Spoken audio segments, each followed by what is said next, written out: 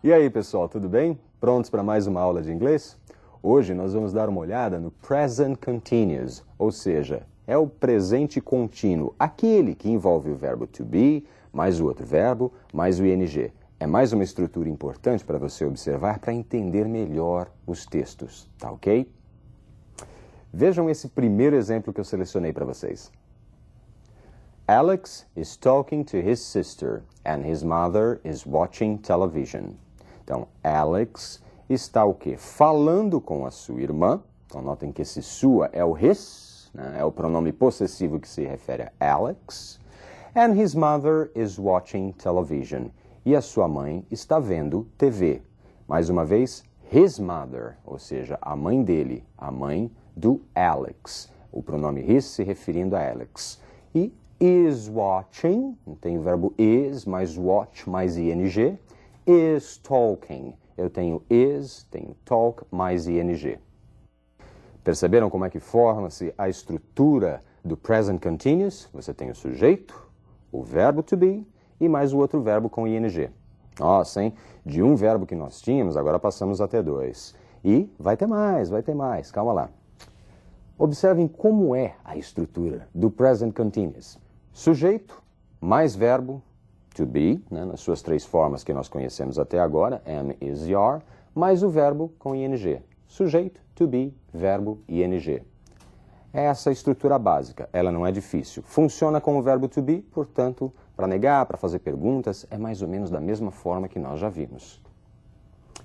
Vejam, portanto, mais um exemplo. Carol is not studying.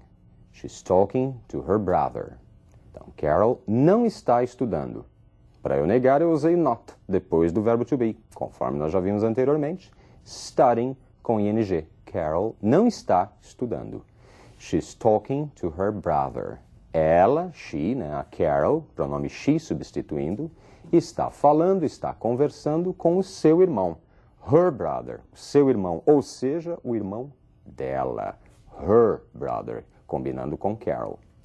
Are your parents watching TV with you right now? Não? Os seus pais estão vendo TV com você nesse exato momento, agora mesmo? Então, parents é um falso cognato, né? Vocês podem estar pensando, mas não é parentes? Não, parents é pais. Seu pai é sua mãe. Então, os seus pais, notem aí que houve a inversão do verbo, né? Are your parents, você está fazendo uma pergunta, funcionando com o verbo to be. Are your parents watching TV? Seus pais estão vendo TV with you right now? Perfeito. Você percebeu como é que funciona a estrutura do present continuous, que não é complicado. To be, mais outro verbo com ing. E o sujeito sempre ali na frente. Aliás, sujeito em inglês é o que não falta, né?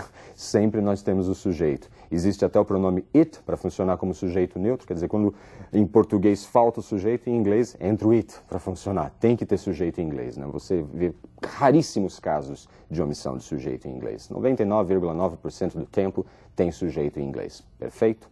Eu preparei para vocês mais alguns exemplos. Exemplos de como é essa colocação do ing no verbo. É só ing? Às vezes não. Às vezes o verbo dá uma mudadinha e pode causar um probleminha aí para vocês entenderem uma leitura. Prestem atenção. Eu separei os casos de colocação de ing e o que pode acontecer com o verbo. Olha lá. Verbos terminados em e. Então, quando um verbo terminar com a letra e, nós temos smile, smiling, live, living, choose, choosing. O que acontece? Aquele ezinho final, por exemplo, ali do smile, sumiu, né? Virou smiling, do live virou living, do choose virou choosing. Então, sorrir, sorrindo, viver, vivendo, escolher, escolhendo. Um outro caso importante a ser observado são os verbos monossílabos terminados em CVC, que quer dizer consoante, vogal, consoante. Olha o sit. S é uma consoante, I é uma vogal, T é uma consoante. Sit é um CVC, é um verbo monossílabo. Então, ele só tem uma sílaba. Olha o que acontece com o ing. Sitting. Ele dobra as duas últimas letras. Run, mesmo caso. Running. Get, getting. Sit, sentar. Sitting, sentando. Run, correr. Running, correndo. Get, conseguir. getting, conseguindo. Acontece isso o tempo todo? Não, nós temos algumas exceções, então olha aí a exceção.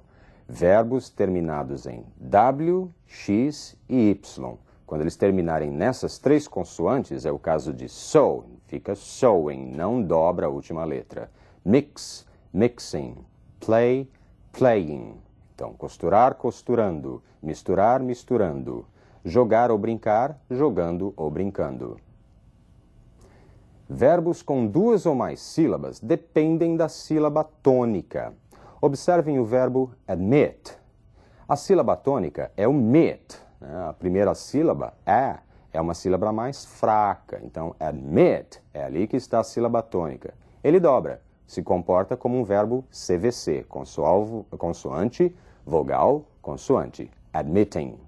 Forget, mesmo caso. Forget, a sílaba tônica é o get. Então, ele se comporta como os verbos CVC. Forgetting, dobra a última letra. Admitir, admitindo. Esquecer, esquecendo. Verbos com duas ou mais sílabas dependem da sílaba tônica. E aí nós temos um outro caso. Whisper. Whisper. Você vê que a força da palavra, a sílaba tônica, está na primeira parte. Whisper. Então, quando você tiver a sílaba tônica na primeira parte do verbo, ou que não seja na última parte do verbo, na última sílaba, você não dobra a letra. Whispering. Open. Opening. Mesmo caso. Open. Ali na primeira sílaba é que está a força dessa palavra, é que está a sílaba tônica. Opening. Não dobra. Então, cochichar, cochichando, abrir, abrindo. É isso que acontece, então, com os verbos com ing. A maior parte dos verbos é simplesmente ing, pronto, acabado. Quando você tem aqueles casinhos, é que você tem alguma mudança, perfeito? Vamos observar mais alguns exemplos? Olha lá. Tom is opening a bottle of champagne because he's celebrating his new job. Então, Tom está abrindo, você percebe Tom, o sujeito, is, o verbo to be, opening, então você tem o continuous aí, o ing junto do open, que não dobra o n. Tá? Tom is opening a bottle of champagne, ele está abrindo uma garrafa de champanhe, because he's celebrating his new job. Porque ele, né, he, o Tom, is celebrating, está celebrando. O verbo celebrate terminaria com um E, mas ele saiu daí para colocar o ing. His new job, está celebrando seu novo emprego. Carol is whispering to Susan because he's telling her a secret. Carol está cochichando com Susan porque ela está contando-lhe um segredo. Carol is whispering, tá ali o present continuous, com quem? Com Susan. Because, porque ela está contando-lhe um segredo.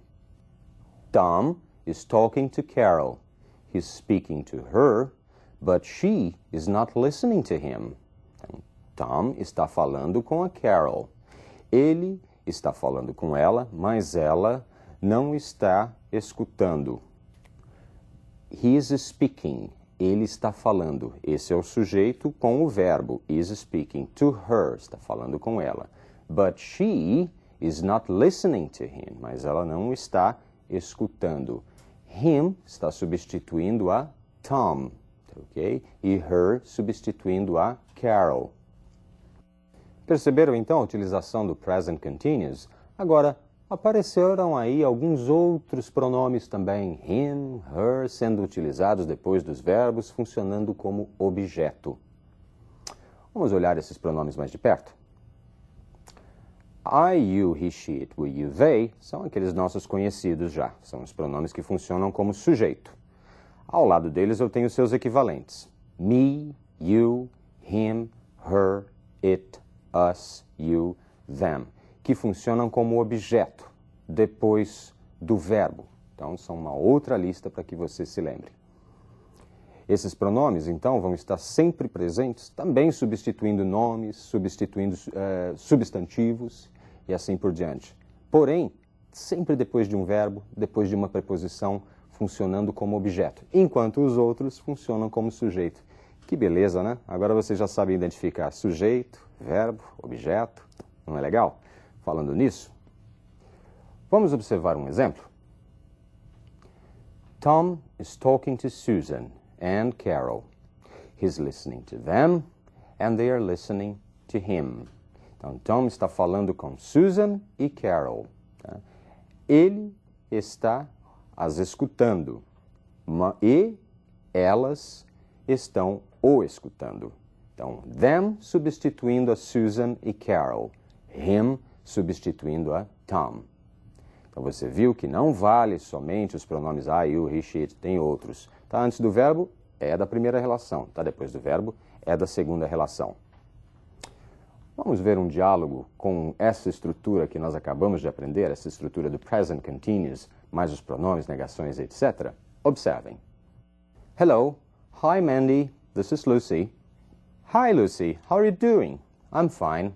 How are my wonderful grandchildren? They're okay. Norma's working in Boston, and Sam's teaching private lessons. Great. And how's Carol? She's at school. I think she's studying computer science right now. Is my son Pete there? Is he watching TV? Well, he's here, but he's not watching TV. Oh, what is he doing? He's doing the laundry right now. But that's a woman's job. And what are you doing? Me? I'm doing the taxes. The taxes? But that's a man's job. Deu para compreender? O diálogo aí entre a sogra e a nora, tá ok? Não deu? Vamos traduzir então? Prestem atenção, mais uma vez, e agora eu vou dizendo o que é cada ponto do diálogo. Hello, hello? Hi, Mandy. Oi, Mandy. This is Lucy. Aqui é a Lucy. Hi, Lucy. How are you doing? Oi, Lucy. Como você está? Então, há uma estrutura do present continuous aí, mas esse doing eu não vou precisar traduzir, não vou precisar entender. Como você está? I'm fine. Estou bem. How are my wonderful grandchildren? Como estão os meus maravilhosos netos? They're okay. Estão bem. Norma's working in Boston and Sam's teaching private lessons. Norma está trabalhando em Boston e Sam está ensinando aulas particulares, está dando aulas particulares, melhor, né? Great. And how's Carol? Great. E como está a Carol? I think she's studying computer science right now. Eu acho que ela está estudando computação neste exato momento. Então, she's studying, present continuous. Is my son Pete there? Is he watching TV? O meu filho Pete está aí? Ele está vendo TV?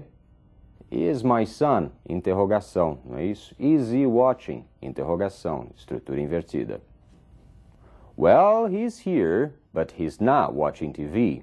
Bem, ele está aqui, mas não está vendo TV. Oh, what is he doing? Oh, o que ele está fazendo? He's doing the laundry right now. Ele está lavando as roupas. Doing the laundry, lavando as roupas right now. But that's a woman's job. Então a sogra se admira. Isso é trabalho de mulher. And what are you doing? E o que você está fazendo? Me?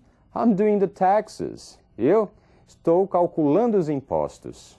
The taxes? Os impostos? But that's a man's job. Mas isso é trabalho de homem.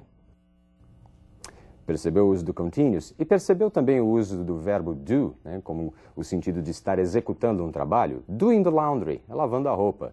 Doing the taxes, é fazendo os cálculos do imposto. Perfeito?